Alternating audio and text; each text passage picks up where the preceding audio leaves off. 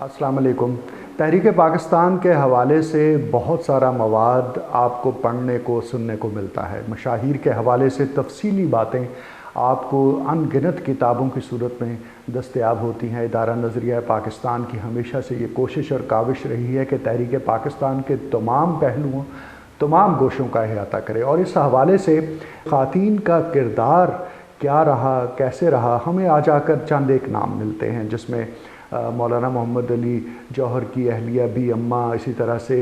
فاطمہ جناح تو ماشاءاللہ وہ اس کی روح رواں تھی پوری تحریک کے حوالے سے۔ پھر بیگم سلمہ تصدق حسین ہو گئیں، پھر اسی طرح سے بیگم حسرت موہانی ہو گئیں، پھر اسی طرح سے بیگم نون ہو گئیں، بیگم ہارون ہو گئیں، رانا لیاقت علی خان ہو گئیں، پھر فاطمہ صغریٰ کا نام آتا ہے۔ تو یہ چند ایک بڑے نام ہیں جو کہ تحریک پاکستان کے حوالے سے فوری طور پر ذہن میں آتے ہیں، اور بعض اوقات تو یہ پورے نام بھی ذہن میں نہیں آتے ہیں۔ اس حوالے سے ادارہ نظریہ پاکستان کی جانب سے آزاد بن حیدر کی کتاب تحریک پاکستان کی نامور خواتین بھرپور کتاب تحریر کی گئی، اور احاطہ تحریر میں لایا گیا تمام ان خواتین کو، ان کے خاکے، ان کی تصاویر کی اشاعت کا اہتمام کیا گیا۔ آزاد بن حیدر صاحب نے اس کو تحریر کیا، اور بنیادی اس کی سبب یہی تھا کہ تحریک پاکستان کے حوالے سے خواتین کے کردار کو اجاگر کر کے یہ بتایا جا سکے کہ زندگی کے ہر شعبے سے تعلق رکھنے والے فرد نے تحریک پاکستان میں اپنا حصہ ڈالا تھا۔ اور اس حوالے سے حضرت قائد اعظم رحمۃ اللہ علیہ تسلسل کے ساتھ خواتین کے کردار کے حوالے سے بات کرتے رہتے۔ ہندوؤں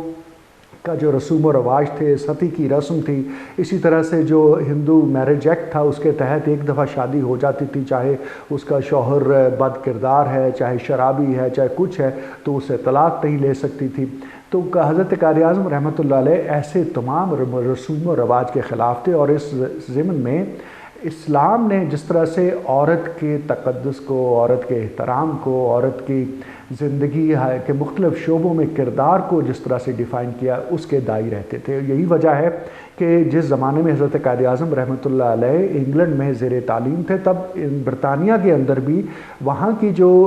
برٹش لیڈیز تھیں وہ اپنے سیاسی کردار کے حوالے سے تحریک چلا رہی تھیں، اور حضرت قائد اعظم اس حوالے سے بطور طالب علم وہاں پر اخبارات میں آرٹیکلز لکھا کرتے تھے، اور جب کبھی انہیں موقع ملتا، کہیں پر انہیں مدعو کیا جاتا تو جا کر وہ اس حوالے سے بات بھی کرتے تھے، جس کا بعد میں اعتراف بھی ہوا۔ حضرت قائد اعظم نے اسی طرح سے لاہور میں خواتین کے بہت سارے اجلاسوں سے خطاب کیا۔ حضرت بی اماں جو کہ مولانا محمد علی جوہر کی اہلیہ تھی، وہ تو تحریک پاکستان کے حوالے سے جو کمیٹی بنی ہوئی تھی مسلم لیگ کی، اس کی رکن بھی تھیں، اور ایک دفعہ حضرت جناب قائد اعظم رحمۃ اللہ علیہ سے فاطمہ جناح صاحبہ نے پوچھا کہ آپ کے فلاں اجلاس میں کیا کارروائی ہوئی، کیا فیصلے ہوئے؟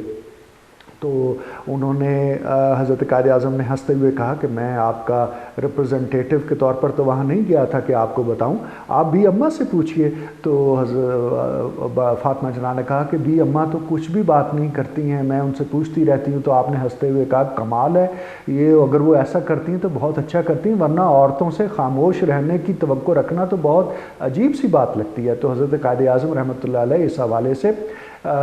وہ خواتین کے کردار کو ابھارنے کے لیے انہیں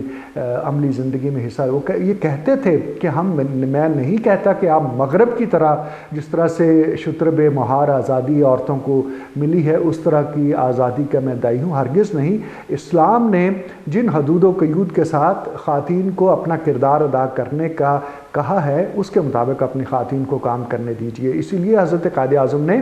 کئی ایک ایسے جلسوں سے خطاب کیا جہاں پر بچیاں، خواتین، کالج کی لڑکیاں